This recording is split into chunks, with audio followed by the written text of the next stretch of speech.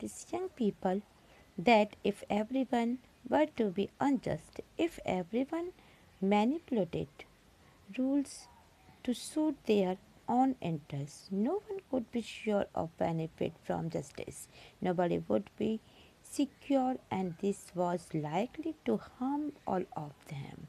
Hence, it is in our own long term interest to obey that law and be just. Clarified that we need to understand, clarify what just mean in order to figure out why it is important to be just. He explained that just does not only mean doing good to our friends and harm to our enemies or pursuing to our own interests. Justice involved in well-being of all people, just as a doctor is considered with well-doing of his and her patient. Similarly, the just rules or the just government must be considered with the well-being of the people. Ensuring the well-being of the people include given each person his due.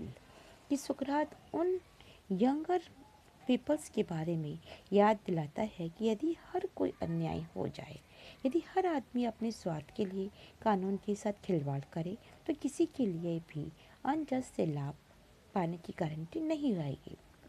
कोई भी safe नहीं रहेगा।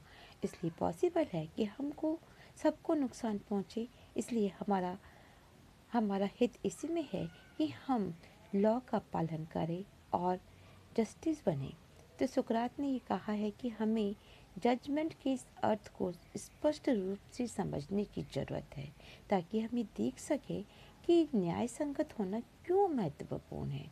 उन्होंने ये बताया कि justice का मतलब सिर्फ यह नहीं होता है कि हम अपने मित्रों का भला करें या अपने दुश्मनों या एनिमीज़ का नुकसान करें, अपने हितों के पीछे लगे रहें।